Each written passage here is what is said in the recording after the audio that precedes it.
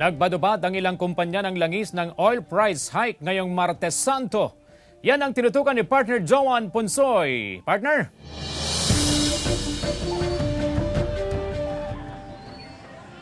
CJ, kung noong nakarang linggo nga ay bumaba ang presyo ng produktong petrolyo, ngayon naman ay tumaas ang presyo ng langis at panibagong dagok na naman ito sa mga kababayan nating tsuper at maging sa mga motorista na babiyahe sa kani-kanilang probinsya ngayong Holy Week. Sa katunayan, 1 peso and 40 centavos nga ang itinaas sa kada litro ng gasoline. 50 centavos naman ang itinaas sa kada litro ng diesel at kerosene. Pagdating naman sa isda, lalo na sa mga kababayan natin na Katoliko na talaga namang tradisyon nila itong ang pag-aayuno o fasting at abstinence at iniiwasan nila itong mga karne nga na kagaya ng manok, baka, kalabaw at maging nga itong baboy.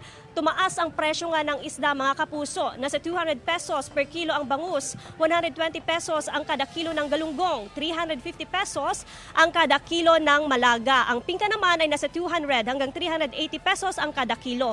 Samantalang ang tilapia ay nasa 120 pesos ang kada kilo. Pagdating naman sa mga gulay ay stable ang presyo ng mga ito. Umpisahan natin sa lowland vegetables.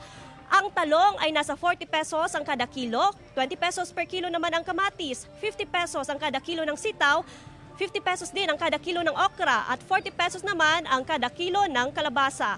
Sa highland vegetables naman, 50 pesos ang per kilo ng cabbage, 80 pesos per kilo naman ng carrots, 30 pesos ang kada kilo ng sayote, 100 pesos ang kada kilo ng patatas at 80 pesos per kilo naman ang Baguio beans.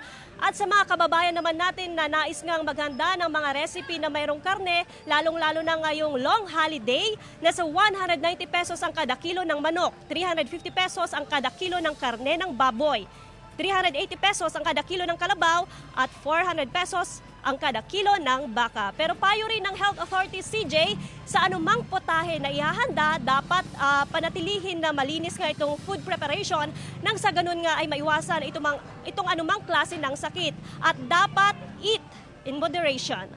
CJ?